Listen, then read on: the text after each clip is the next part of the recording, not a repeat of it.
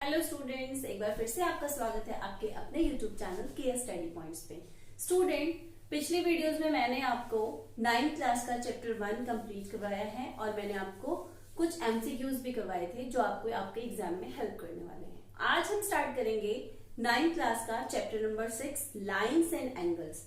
तो आज का जो ये वीडियो है ये स्पेशली इस चैप्टर की इंट्रोडक्शन पे बेस्ड है, सो दैट कि आपको सारे एंगल्स, लाइंस, रेज वगैरह के बारे में पता चल जाए ताकि आपको एक्सरसाइज के क्वेश्चंस अटेम्प्ट करने में कोई प्रॉब्लम ना हो। तो आइए स्टार्ट करते हैं chapter number 6 lines and angles. Student, first of all we have to know what is the line. Line has no end point. Line का कोई अंत बिंदु नहीं होता, ये अनंत तक बढ़ाई जा सकती है। That it expand infinity, right. इसकी ना कोई लेंथ होती है और ना ही कोई डेफिनेट लेंथ होती है और ब्रेथ तो इसकी होती ही नहीं है। So this is line. Second है हमारा रे।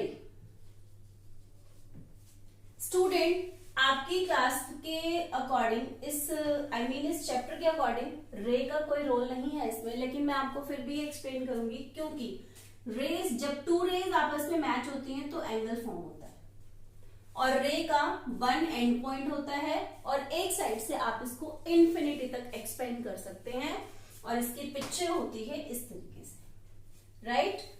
सेकेंड, नेक्स्ट है आपका intersecting line. Intersecting lines. Students, सबसे पहले आपको ये पता होना चाहिए कि इंटरसेक्ट क्या होता है। इंटरसेक्ट का हिंदी में अगर मैं इसको बोलूं तो ये होती है प्रतिच्छेदी रेखा, राइट। जो लाइन है वो मेरी होती है रेखा और जो मेरी किरण है वो वो होती है किरण।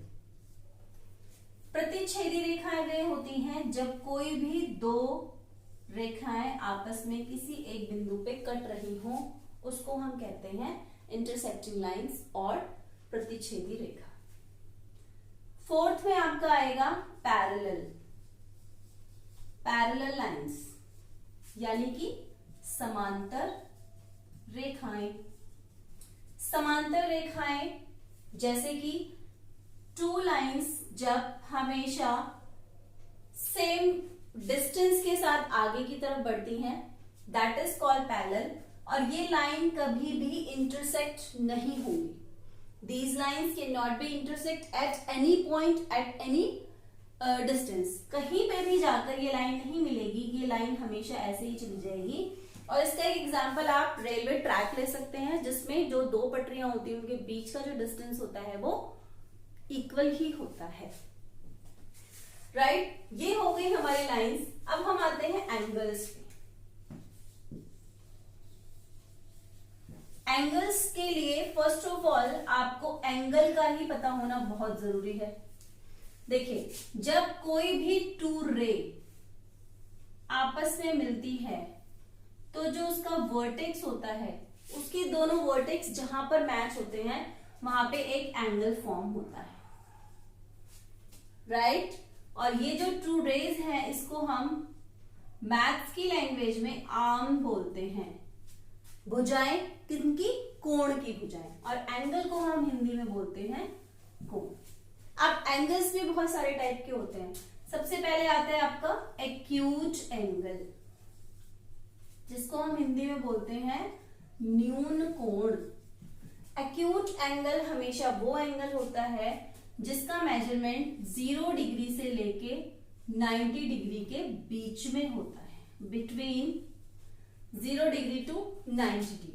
अगर आपका वो एंगल 89 डिग्री का भी है तो भी वो आपका एक्यूट एंगल ही होगा। फिर आता है हमारा right angle. Right angle students हमेशा जिसको हम बोलते हैं समकोण हिंदी में, ये हमेशा बिल्कुल स्ट्रेट लाइन होती है। मानो जैसे आपकी घड़ी में 3 बजे हों या 9 बजे हों, तो वो जो पोस्चर होगा हमारे मिनट एंड आवर के हैंड का, वो 90 डिग्री का एंगल फॉर्म करती है। अगर इधर बन रहा है एंगल 9, अगर 9 o'clock हो रहे हैं तो ऐसे बनेगा और अगर 3 o'clock हो रहे हैं तो वो एंगल ऐसे बनेगा। बेसिकली आप अपने फिंगर्स का भी एग्जांपल ले सकते हो। This is the angle of 90 degree, that is very straight all both lines, right. अब आते हैं हम ऑप्टस एंगल में। स्टूडेंट्स, ऑप्टस एंगल हमेशा more than 90 degree and less than 180 degree होता है। इट मीन्स इसका जो मेजरमेंट है it between 90 degree to 130 degree. Means अगर आपका एंगल 91 डिग्री का है तो वो ऑप्टस एंगल कहलाएगा, और अगर आपका एंगल 179 डिग्री का है तो भी वो आपका ऑप्टस एंगल कहलाएगा। और ऑप्टस एंगल्स को हम हिंदी में बोलते हैं अधिक कोण, राइट। नेक्स्ट आता है हमारा straight angle. Straight angle student, जब टू रेज एक जगह पे मिलती है तो मैंने आपको बोला कि वो एंगल फॉर्म करती है। बट अगर दोनों जो रेज हैं उनकी पोजीशन ये है तो ये जो हमारा एंगल है ये हमारा स्ट्रेट एंगल है, राइट। इसका मेजरमेंट एग्जैक्टली 180 डिग्री होता है। फिर आता है हमारा रिफ्लेक्स एंगल। रिफ्लेक्स एंगल हमेशा किसके बीच में रहता है? इसका measurement between 180 degree to 360 degree, right. Just suppose जैसे कि अगर एक रे ये है और दूसरी रे ये है और एंगल यहां पे फॉर्म हो रहा है तो ये एंगल हमारा रिफ्लेक्स एंगल होगा, क्योंकि इस पूरे का जो मेजरमेंट है वो कितना होता है 360। और अगर मुझे सिर्फ ये एंगल निकालना है तो ये मेरा रिफ्लेक्स एंगल होगा जो 180 डिग्री से ज्यादा होगा और 360 डिग्री से कम होगा। ये थी हमारी एंगल्स की बातें। अभी हम बात करेंगे pairs of angles. Students, next point है हमारा पेयर ऑफ एंगल्स। अभी हमने पढ़ा एक्यूट एंगल, सबसे पहले हमने पढ़ा angle, acute angle, right angle, Optus angle, straight angle and reflex angle. अब हम पढ़ेंगे पेयर्स ऑफ एंगल्स, जिसमें पहला एंगल है हमारा कॉम्प्लीमेंट्री एंगल।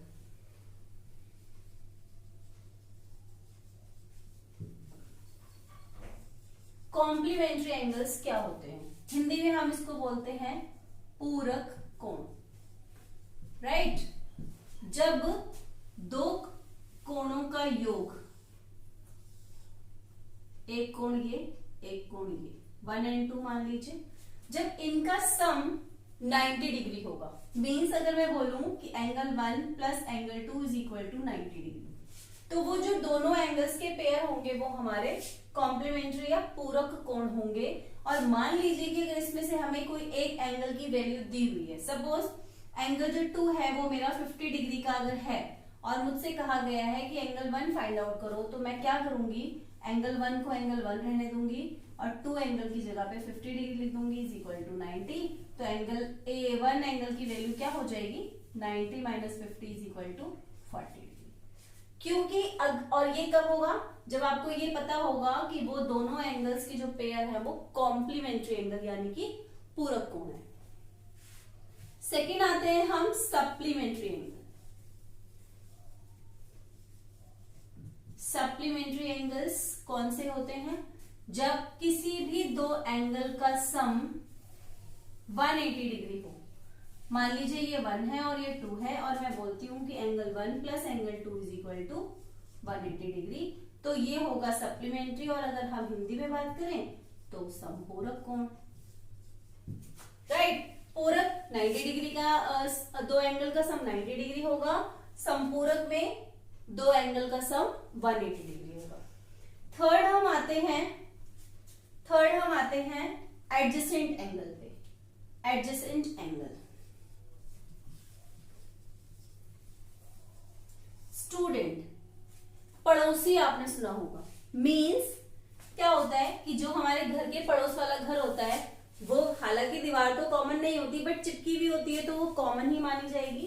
तो एडजेसेंट एंगल का मीन्स होता है जब कोई एंगल के पेयर्स ऐसे हों जिसमें कोई एक लाइन कॉमन हो, जैसे ये 1 है एंगल, ये एंगल 2 है, ये एंगल 3 है, राइट। तो इसमें क्या होगा कि देखो एंगल 1 और 2 की मैं बात करूं तो इसमें ये वाली लाइन कॉमन है, और एंगल 2, 3 की बात करूं तो ये वाली लाइन उसमें कॉमन है।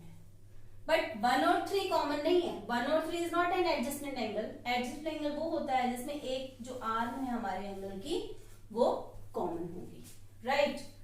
फिर हम आते हैं एडजस्टेंट एंगल के बाद हम कहां पे आएंगे, इसके बाद आएंगे हम लीनियर पेयर्स। लीनियर पेयर को बेसिकली हम हिंदी में बोलते हैं रैखिक युग्म।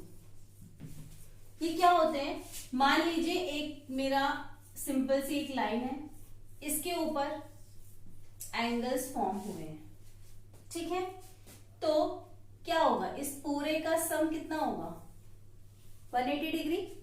तो जब 1, 2, 3 angle 1 plus angle 2 plus angle 3 is equal to, जब मैं 180 शो करूंगी तो मुझे रीजन देना होगा कि ये लीनियर पेयर्स हैं, यानी कि एक ही बोला जाए तो एक ही वर्टेक्स पर बने एंगल जो होते हैं वो लीनियर पेयर एंगल फॉर्म करते हैं।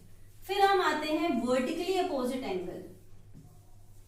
वर्टिकली ऑपोजिट एंगल्स, हिंदी में इसको बोलते हैं शीर्षाभिमुख कोण। शीर्षाभिमुख कोण स्टूडेंट,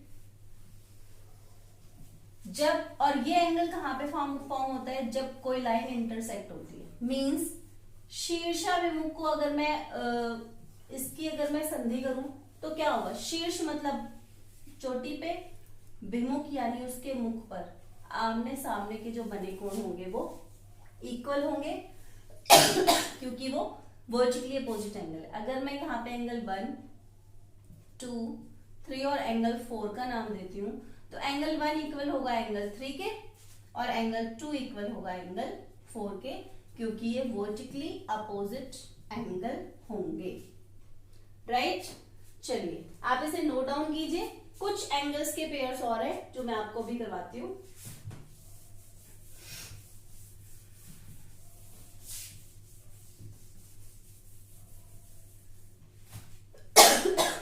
पॉज है, बोलो ना। देखिए आपके चैप्टर का ही ये एक एग्जांपल है जो ये फिगर दी हुई है हमें। ये 2MN पैरेलल है और जो L है वो एक ट्रांसवर्सल यानी कि तिर्यक रेखा है जो इस पैरेलल लाइंस को 2 पॉइंट्स पे इंटरसेक्ट कर रही है और हमें एंगल्स दे रही है 1, 2, 3, 4, 5, 6, 7 एंड 8। अब इसमें क्या रिलेशन है, अगर मैं बोलती हूँ कि एंगल 150 डिग्री है तो 5 फाइंड आउट करो, अगर मैं बोलती हूँ एंगल 260 डिग्री है तो 6 फाइंड आउट करो। तो इसके लिए क्या करना होगा, हमें कुछ चीजों को और अच्छे से समझना होगा, जिसमें से फर्स्ट आता है आपका corresponding angle, pairs of corresponding angle. Student corresponding angles को हम हिंदी में बोलते हैं संगत कोण। अब ये कॉरेस्पॉन्डिंग एंगल्स क्या होंगे, देखो जैसे कि एंगल 1 है वो किसके इक्वल होगा, एंगल 5 के। आप रीजन क्या दे सकते हैं, क्योंकि ये कॉरेस्पॉन्डिंग एंगल है। बिल्कुल इसी तरीके से एंगल 2 इक्वल होगा एंगल 6 के। जैसे 1 5 के इक्वल है वैसे ही 2 6 के इक्वल होगा। और जैसे एंगल 3 होगा एंगल 7 के इक्वल और एंगल 4 होगा एंगल 8 के इक्वल। क्यों, क्योंकि ये कॉरेस्पॉन्डिंग एंगल है यानी कि संगत कोणों के युग्म है। फिर आपका सेकंड में आता है alternate interior angle. Alternate interior angle. अब अल्टरनेट इंटीरियर एंगल को अगर हिंदी में बोलेंगे तो हम बोलेंगे अंतः एकांतर कोण। इंटीरियर का मतलब होता है अंदर और अल्टरनेट का मतलब होता है एक दूसरे के ऑपोजिट में बने हुए एंगल। तो ये हम कैसे रिप्रेजेंट करेंगे, जो एंगल 3 है यानी कि M और N के अंदर के जो कोण हैं ये वाले एंगल 3, 4 एंड एंगल 5, यही है इंटीरियर एंगल। अब कोण किसके इक्वल, 5।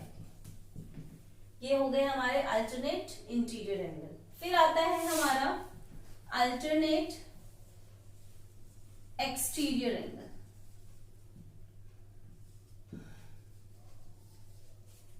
अब एक्सटीरियर मतलब बाहर की बात हो रही है और अल्टरनेटली बात हो रही है, यानी कि इस वाले एंगल की और इस वाले एंगल की बात कर रहे हैं हम। और यहाँ पे इंटीरियर कौन से होंगे, एक्सटीरियर तो ये हो गए बाहर वाले, but alternate means angle 1 equal होगा एंगल 8 के और एंगल 2 इक्वल होगा एंगल 7 के। फिर आता है हमारा को इंटीरियर एंगल।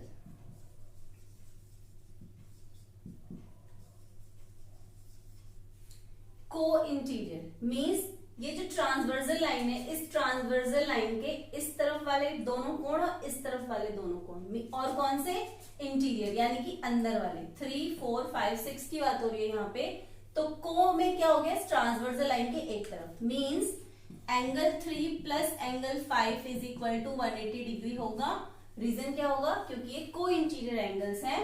सह इसको हम बोल सकते हैं सह आंतरिक कोण, राइट। जैसे कि अगर मुझे मान लीजिए कि एंगल 3 मुझे पता है 50 डिग्री है और एंगल 5 मुझे फाइंड आउट करना है, तो मैं क्या करूंगी, 50 plus angle 5 is equal to 180 हो जाएगा। फिर एंगल 5 की वैल्यू हो जाएगी 180 माइनस 15, तो एंगल 5 मेरा हो गया 130 डिग्री। और इसका दूसरा जो पेयर है वो क्या है, angle 4 plus angle 6 is equal to 180 degree होगा, क्योंकि ये को इंटीरियर एंगल्स हैं। सो स्टूडेंट्स, इन्हीं सारी इंट्रोडक्शंस के साथ हम स्टार्ट करेंगे चैप्टर नंबर 6 की एक्सरसाइज 6.1 के क्वेश्चंस को। नेक्स्ट वीडियो में मैं बहुत जल्द आपके साथ वो शेयर करने वाली हूँ। So please keep watching my videos and keep like my videos and अपना बहुत अच्छे से ध्यान रखिएगा। बहुत जल्द आपको नई वीडियोज के साथ मिलने वाली हूँ। Bye bye.